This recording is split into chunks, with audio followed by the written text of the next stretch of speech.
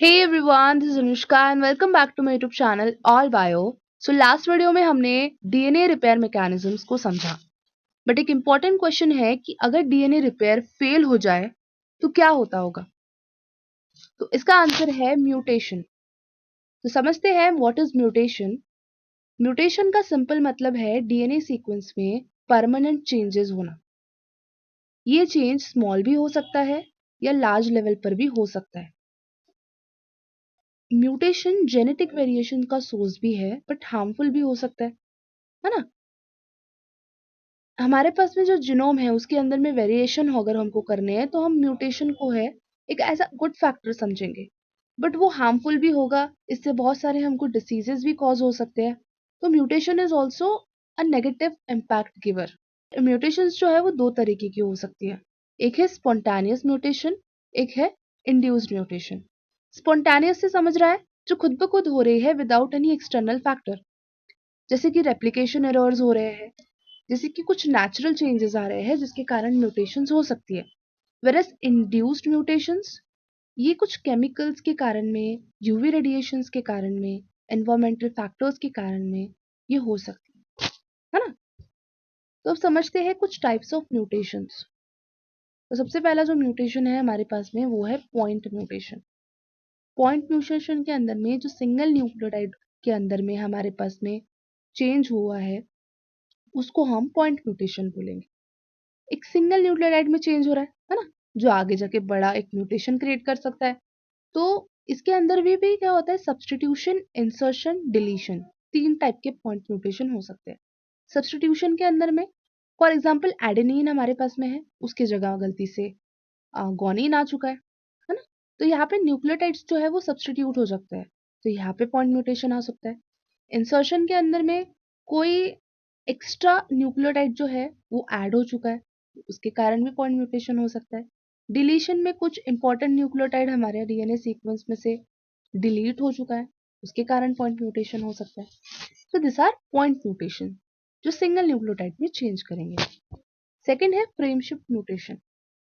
अब इंसर्शन या डिलीशन की वजह से रीडिंग फ्रेम जो है वो शिफ्ट हो जाती है ना, और इसके कारण जो है एक डिफरेंट प्रोटीन जो है वो फॉर्म होगा।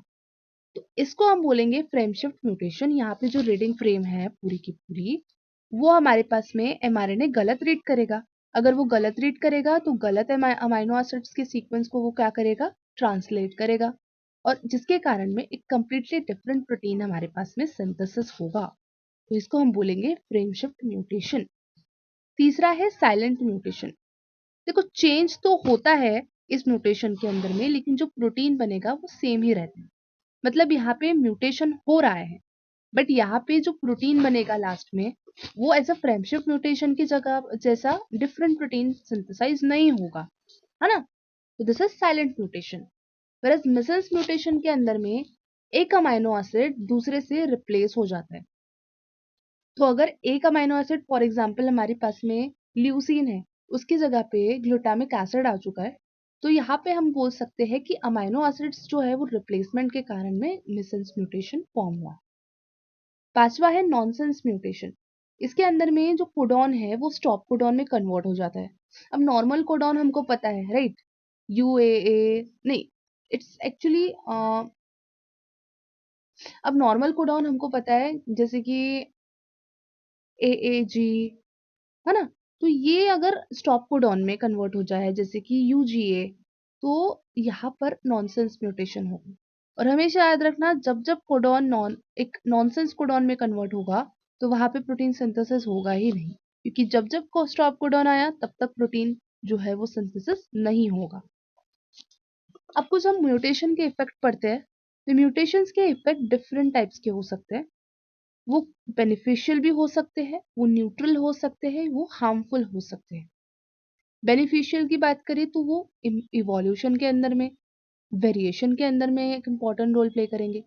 वेरएज न्यूट्रल की बात करें तो ये जेनेटिक डिसऑर्डर जो है वो हमको क्या कर सकते हैं, अम, ये कर सकते हैं, कॉज कर सकते हैं। वेरएज हार्मफुल बहुत ही डेंजरस डिसीज हमारे पास में कॉज करते हैं जैसे कि कैंसर। मैंने जब न्यूट्रल म्यूटेशन बोला तो ऐसे कुछ जेनेटिक डिसऑर्डर्स होते हैं जो क्या हो सकते हैं, ट्रीटेबल है, बट कैंसर जैसे diseases mostly they are not treatable. तो सिंपल वर्ड्स में म्यूटेशन डीएनए सीक्वेंस के परमानेंट चेंजेस है जो लाइफ के लिए यूजफुल भी हो सकते हैं और हार्मफुल भी। तो नेक्स्ट वीडियो में हम देखने वाले हैं टीआरपी ओपेरॉन जो जीन रेगुलेशन का एक और इम्पोर्टेंट मॉडल है। Thank you.